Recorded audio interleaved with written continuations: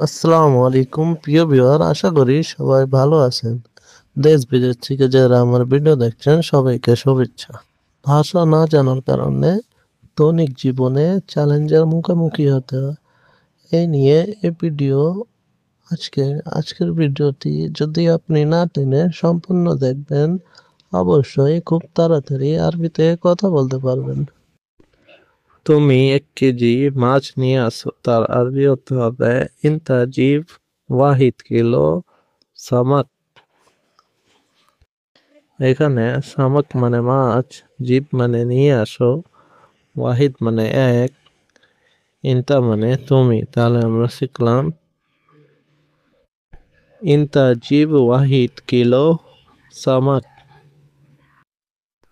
তুমি কি করবে, তার আরবি অর্থ হবে ইনতা ইসই। ইনতা ইসই। এখানে ইস মানে কি, সই মানে করবে। তাহলে আমরা শিখলাম ইনতা ইসই। আমি ভাত মাছ খাই, তার আরবি অর্থ হবে আনা আকিল রোজ সামাক। আনা আকিল রোজ সামাক। এখানে আনা মানে আমি, আকিল মানে খাবা, রোজ মানে ভাত, সামাক মানে মাছ। তাহলে আমরা শিখলাম আনা আকিল রোজ সামাক। তুমি আবার কখন আসবে, তার আরবি অর্থ হবে ইনতা মিতাইজি মাররাতানি। ইনতা মিতাইজি মাররাতানি। এখানে মিতা মানে কখন, ইজি মানে আসবে, মাররাতানি মানে আবার। তাহলে আমরা শিখলাম মিতাইজি মাররাতানি। ইনতা মিতাইজি মাররাতানি। সে আবার আসবে, তার আরবি অর্থ হবে হুয়া ইজি মাররাতানি। এখানে হুয়া মানে সে, ইজি মানে আসবে, মাররাতানি মানে আবার। তাহলে আমরা শিখলাম হুয়া ইজি মাররাতানি। তার বুদ্ধি নাই, তার আরবি অর্থ হবে হুয়া মুখমাফি। হুয়া মুখমাফি।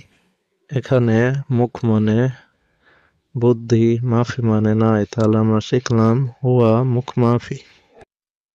তার মাথায় কিছু নাই, তার আরবি অর্থ হবে হুয়া রাইস ফাদি। হুয়া রাইস ফাদি। এখানে রাইস মানে মাথা, ফাদি মানে কিছু নাই। তাহলে আমরা শিখলাম হুয়া রাইস ফাদি।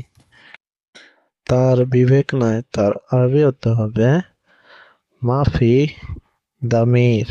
মাফি দামির। এখানে মাফি মানে নাই, দামির মানে বিবেক। তাহলে আমরা শিখলাম হুয়া মাফি দামির। আপনার কথা ঠিক, তার আরবি অর্থ হবে আন্তা কাল্লাম সহি। ইনতা কাল্লাম সহি।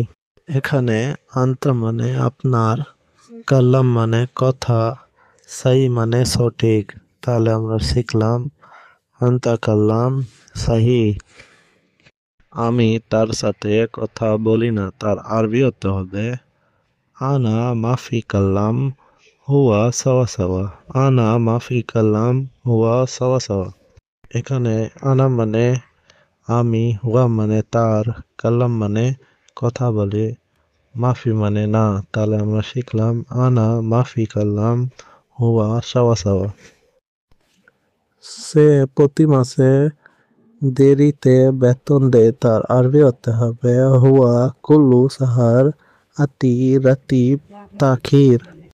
এখানে হুয়া মানে সে, সাহার মানে মাস, আতি মানে দেওয়া, তাখির মানে দেরিতে। তাহলে আমরা শিখলাম হুয়া কুল্লু সাহার আতি রাতিব তাখির।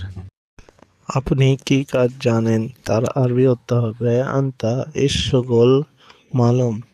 এখানে আন্তা মানে আপনি, ইস মানে কি, মালুম মানে জানেন। তাহলে আমরা শিখলাম আন্তা ইশগুল মালুম। প্রিয় ভিউয়ার, আশা করি ভিডিওটি ভালো লাগছে।